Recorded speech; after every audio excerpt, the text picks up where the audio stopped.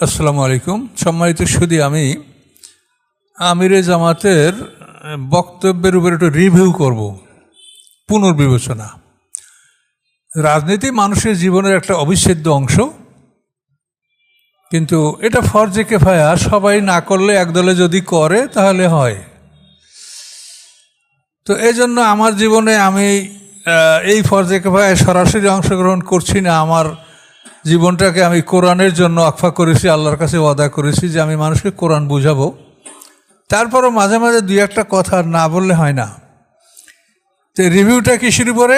ওনার একটা বক্তব্য যে উনি লন্ডনে বসে বলেছেন যে ৭১-এ যদি আমরা কোনো ভুল করে থাকি, যদি প্রমাণ হয়, তাহলে আমরা জাতির কাছে ক্ষমা চাব। সুন্দর কথা। এখন ৭১-এ কি ঘটেছিল, আসলে কি সেটা ক্ষমা চাইতে হবে কি না, এটা সম্পর্কে আপনাদের থেকে আমি মতামত নিব, আমার মতামত আপনাদেরকে জানাবো। প্রথম কথা হলো, ৭১-এ যে যুদ্ধটা হয়েছে, এটা কি স্বাধীনতা যুদ্ধ, ফ্রিডম ফাইট, না পৃথক হওয়ার জন্য যুদ্ধ, সেপারেশন ওয়ার? এইটা আপনাকে আগে মূল্যায়ন করতে হবে। এটাকে আপনি কখনোই একটা স্বাধীনতা যুদ্ধ বলতে পারেন না। তার কারণ পাকিস্তান, ভারত দুইটা দেশ একই সঙ্গে স্বাধীনতা লাভ করেছে। ১৯৪৭ সালে ১৪ই আগস্ট পাকিস্তান স্বাধীনতা ঘোষণা করেছে, আর 15ই আগস্ট ভারত। এটা আপনারা জানেন সবাই। তাহলে দুইটা দেশ একই সঙ্গে স্বাধীন হয়েছে, এটা স্বাধীন দেশ। আর আমাদের বাংলাদেশ এই স্বাধীন দেশের একটা অংশ।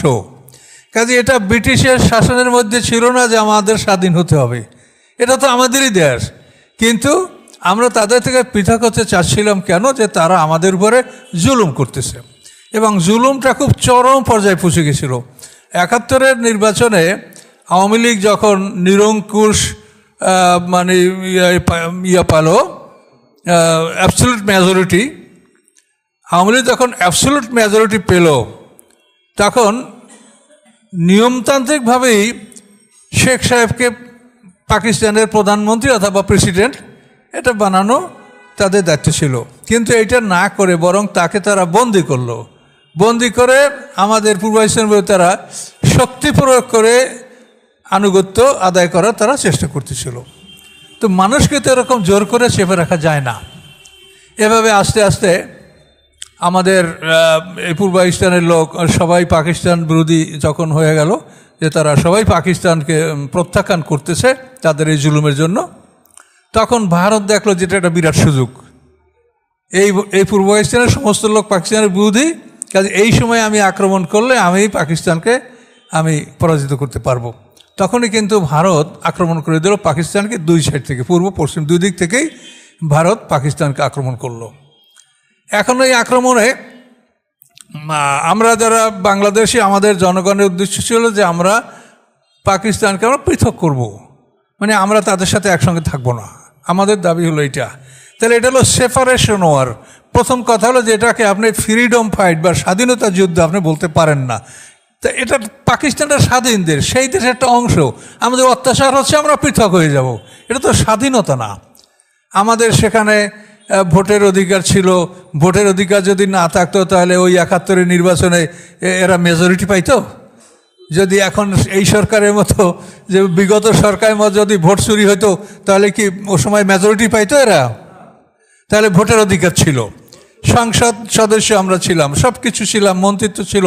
এটা স্বাধীন দেশ। কাজে স্বাধীন দেশকে স্বাধীন করা যায় না। এই যুদ্ধটা ছিল, এটা ছিল সেপারেশন ওয়ার, যে আমরা তাদের থেকে পৃথক হব। এটাকে প্রথমত স্বাধীনতা যুদ্ধ এটা বলা যায় না। এটা আপনারা দেখেন, এ হলো আমার ১ নম্বর কথা। এখন ওই যুদ্ধে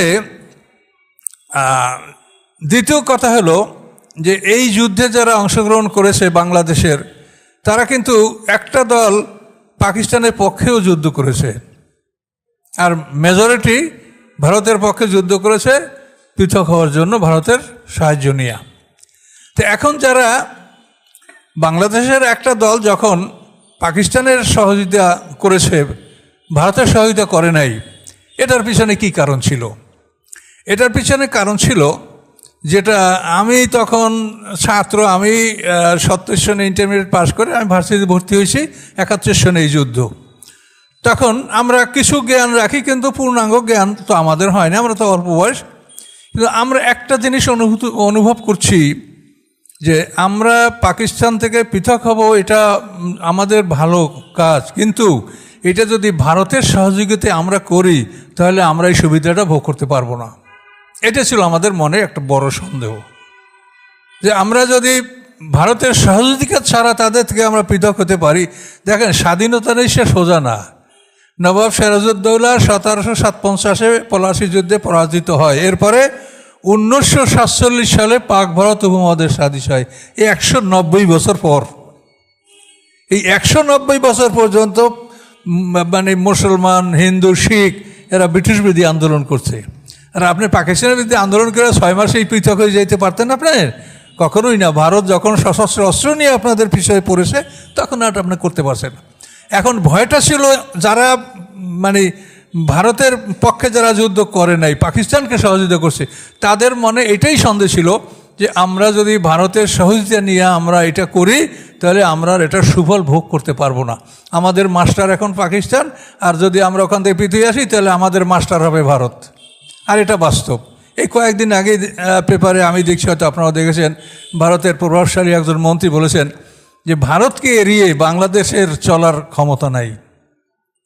তাহলে আপনি 3 লক্ষ কি 30 লক্ষ মানুষ জীবন দিয়ে আপনি কি স্বাধীনতা অর্জন করলেন? যে তারা বলছে যে ভারতকে এড়িয়ে বাংলাদেশের চলার ক্ষমতা নাই। তাহলে এখানে আমার এই পয়েন্ট এটাই যে এখানে আপনি এই যে বাংলাদেশের যে ক্ষুদ্র সংখ্যক লোকগুলি পাকিস্তানের পক্ষ অবলম্বন করেছে, কিছুদিন পরে তাদেরকে যুদ্ধ অপরাধী আখ্যায়িত করা হলো, অন্তত 30-35 বছর পর।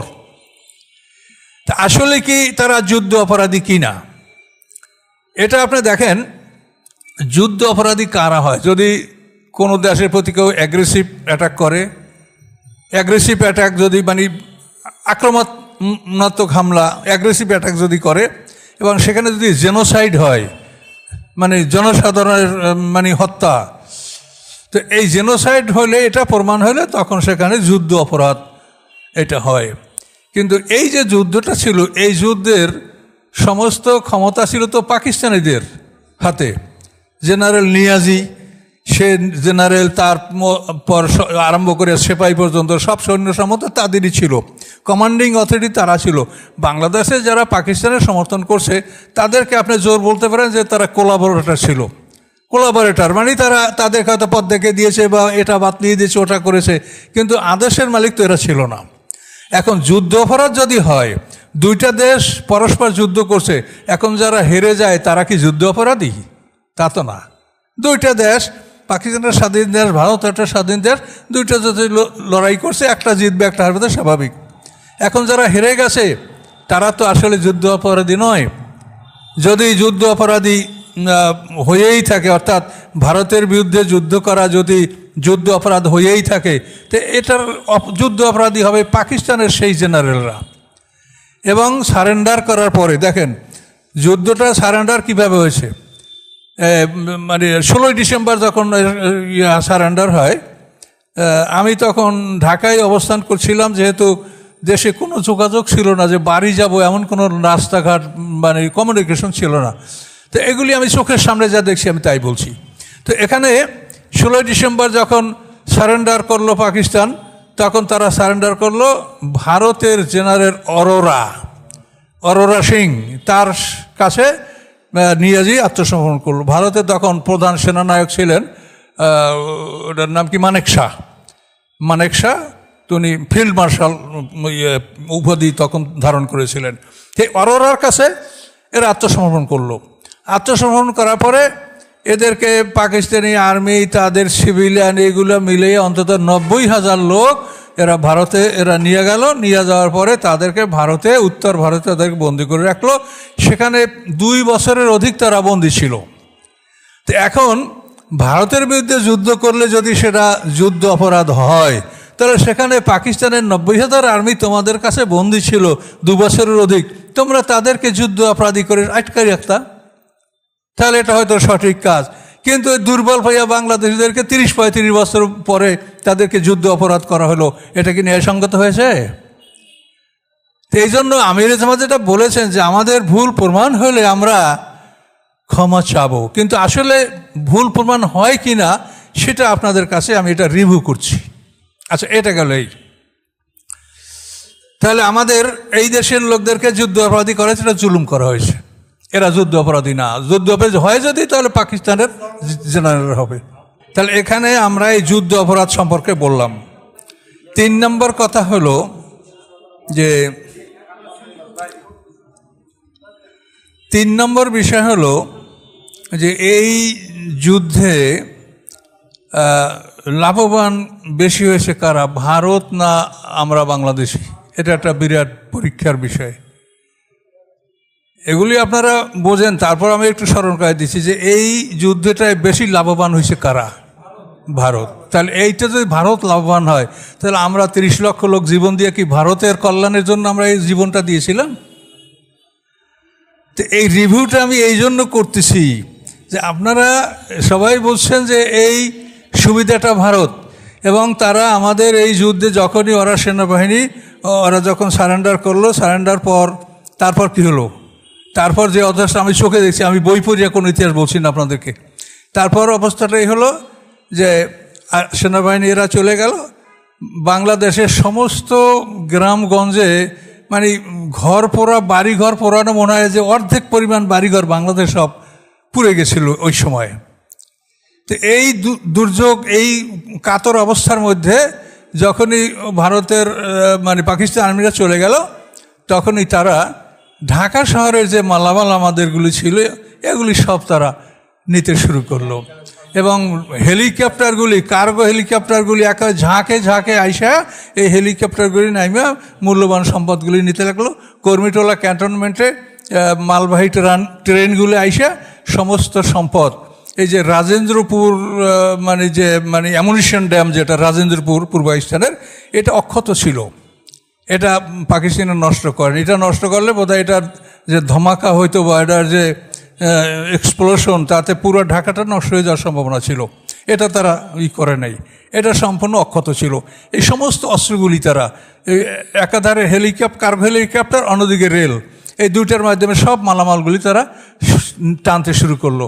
তারা আমাদের বন্ধু, তারা আমাদের বুকার করে আমাদেরকে স্বাধীন করে দিয়েছে। এখন আমাদের একেবারে পঙ্গু অবস্থা, দেশে কিচ্ছু নাই, এই মস্ত অবস্থায় ঢাকা শহরে যা কিছু তাও তারা সব নিয়ে চলে যাচ্ছে। এবং এই কথার প্রতিবাদ করছিল মেজর জলিল। আপনারা জানেন যে মেজর জলিল সাহেব কতবার জেল খেটেছে, মেজর জলিল বরিশালের, তার সম্বন্ধে আপনারা জানি দেখেন। তো এই মেজর জলিল প্রতিবাদ করছে, কিন্তু তাতে কোনো কাজ হয় না, শেষ পর্যন্ত তিনি জেল খেটেছেন, কয়েকবার জেল খেটেছেন। মেজর জলিল তো মারা গেছেন, মরহুম মেজর জলিল। তো এখানে তারা এই কাজ করেছে, কিন্তু ইতিমধ্যেই শেখ সাহেব তো পাকিস্তানের কারাগারে বন্দী ছিলেন, ওনাকে পাকিস্তান থেকে মুক্তি দেওয়া হলো। উনি ওখান থেকে লন্ডন গেলেন, লন্ডন থেকে উনি ঢাকা অবতরণ করলেন। উনি কিন্তু পাকিস্তানে মুক্তি পেয়ে উনি কিন্তু ইন্ডিয়া যান নাই, উনি লন্ডন থেকে ঢাকায় আসছেন সাদা একটা বিমানে, আমার মনে আছে, আমি চোখে দেখেছি। তো উনি আসার পরে ওই ভারতের এই যে লুটতরাজ, এটা ওরা বন্ধ করছে, আর লুটতরাজ করতে আমরা দেখিনি। তো এই যে তাদের একটা মনোভাব যে আমরা একটা দুর্বল অবস্থায়, আমাদের দেশের অধিকাংশ মানুষের বাড়িঘর পুরে ছাই হয়ে গেছে, তারপর যা কিছু আছে তাও তোমরা টেনে টেনে নিয়ে যাচ্ছ, এবং প্রতিবাদ করার কেউ নাই। মেজর জলিল কথা বলছে, সে জেল খাটছে। তাহলে এখানে আমরা এইটাই বলবো যে তাহলে 71-এ যারা চিন্তাভাবনা করেছে যে আমরা ভারতের সহযোগিতা নিয়ে আমরা এই দেশ স্বাধীন করলে আমরা এই সুবিধাটা ভোগ করতে পারবো না, তাদের এই চিন্তাটার তো একটা ভবিষ্যৎ আপনারা দেখতে পাচ্ছেন যে আসলে এটা আংশিক হলেও এটা সত্য প্রমাণিত হয়েছে। আজকে দেখেন আমাদের কি দুরবস্থা। ভারত পৃথিবীর মধ্যে একটা মানে শ্রেষ্ঠ গণতান্ত্রিক দেশ, তার দেশে গণতন্ত্র আছে, কিন্তু আমার দেশে থাকবে না কেন সেটা তারা দেখবে না। তার দেশে তো ব্যাংক লুট হয় না, আমাদের দেশে ব্যাংক লুট হয় কেন? তার দেশে ভোটার অধিকার আছে, আমাদের দেশে থাকবে না কেন? মানে তাদের একমাত্র উদ্দেশ্য যে আমাদেরকে কোণঠাসা করে, দুর্বল করে, আমাদের তার সব যারা নিয়ে যেতে পারে, এবং এমন লোককে তারা ক্ষমতায় বসিয়ে রাখবে যে যাদের মাধ্যমে তারা আমাদের দেশের সব সম্পদ যেটা তাদের প্রয়োজন সেগুলো সব তারা নিয়ে যেতে পারে। এই উদ্দেশ্যেই তারা এটা সব কিছু করেছে।